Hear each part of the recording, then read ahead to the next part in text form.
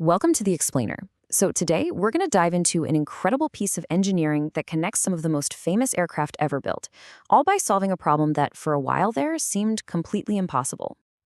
All right, so take a look at these three absolute icons of the sky.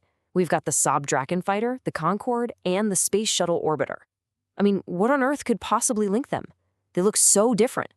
But believe it or not, they all share the exact same ingenious solution to one of the biggest challenges in flight.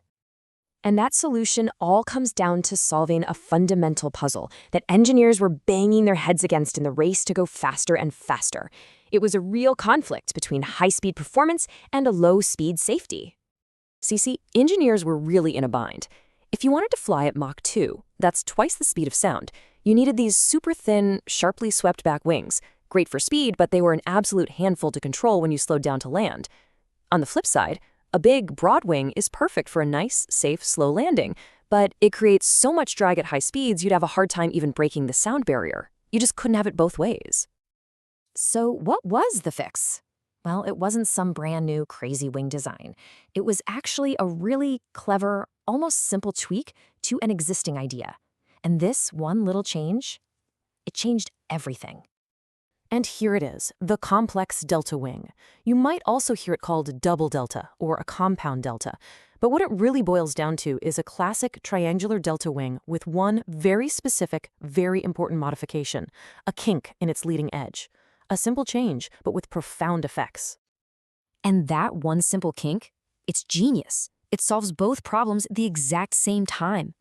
The inner part of the wing, the section closest to the body of the plane, is sharply swept back. That's your speed demon section. But then the outer part of the wing has less sweep. That's your safety net, perfectly shaped for stable flight at low speeds, making landings way safer. Okay, so how does this little kink actually work its magic? This is where the science gets super cool, because this one design tweak offers a ton of advantages. You know, the real secret sauce here is something called vortex lift. That sharp inner part of the wing creates what's basically a tiny, controlled tornado of air that spins over the top of the wing. And this vortex, it acts like an invisible force, keeping the wing glued to the airflow, even at really steep angles. This gives the pilot incredible control and helps prevent stalls, letting them land slower and safer. And that's not all. There's another huge benefit. The shape of this wing helps the entire plane follow something called the area rule. Now that sounds complicated, but just think of it as making the plane's total shape from its nose to its tail as smooth as possible.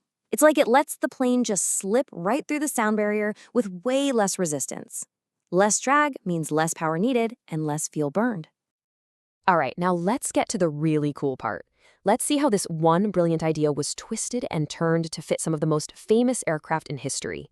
Each one took this core concept and adapted it for a totally different mission. First up, the aircraft that really proved this whole thing could work in the real world, the incredible Saab 35 Draken, a Swedish fighter built for a very specific and very tough job. So Sweden had this really unique problem. They needed a fighter that could scream past Mach 2 to intercept bombers, but, and this is the kicker, it also had to be able to take off and land on short makeshift runways. We're talking about stretches of public road. The Drachen's sharp double delta wing is what made that crazy idea a reality, proving you could have a top-tier interceptor that was also rugged enough for the middle of nowhere. Okay, so from a rugged military fighter, the design next gets this super glamorous makeover for the world of luxury travel at twice the speed of sound. With the Concorde, you can see they took that sharp kink from the Drachen and just smoothed it out into this gorgeous, flowing S-shaped curve. That's called an ogival delta. And it wasn't just to make it look pretty, that curve was everything. It was all about minimizing drag for a super efficient cruise and creating a rock-solid, comfortable ride for passengers flying for hours at supersonic speeds. Now, the Concorde had a rival, the Soviet Tu-144. It also used a complex delta wing, but its design, well, it needed a little extra help to work safely. See, the Tu-144's main wing, it just wasn't cutting it at low speeds. It didn't generate enough lift for a safe landing approach. So what did the engineers do? They added these clever little retractable wings up near the cockpit. They're called canards. They'd pop out for takeoff and landing to give it that extra oomph of lift and stability, and then tuck away nice and neat for supersonic flight. Pretty clever fix, right? All right, from supersonic jets to returning from space, the same basic wing design was about to be pushed to its absolute insane limit. Think about it. A normal, sharp wing edge would just vaporize during re-entry from orbit. So for the shuttle, they had to make the leading edges of its double delta wing super thick and blunt. Why? To soak up and get rid of the unbelievable heat of hitting the atmosphere at Mach 25. That's 25 times the speed of sound. This beast had to survive that inferno and then glide all the way down to a landing with no engine power at all. Just incredible.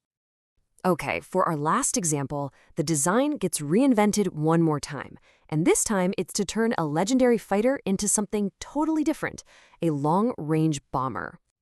So they took a standard F-16 and basically swapped its wings for this massive cranked Aero variant. And the whole point was just to get more wing area, a lot more. All that extra space inside the new, bigger wing meant it could carry way more fuel and weapons internally, boosting its range and punch without needing to strap a bunch of drag-inducing tanks on the outside. So when you step back and look at all these examples, the journey of this one single idea, it's just amazing. It really is a masterclass in engineering adaptation. I mean, it started as a military necessity, right? Proven in the field by the Draken. Then it was perfected for the peak of luxury travel with the Concorde. And then it was mastered for the absolute extreme of hypersonic reentry with the space shuttle. The same core idea, adapted over and over again for completely different jobs. It's just such a powerful story of engineering creativity, isn't it? It proves that sometimes a simple-looking tweak to a known design can solve a whole host of really complicated problems. And it really makes you wonder, what other impossible challenges out there are just waiting for their own elegant, simple kink?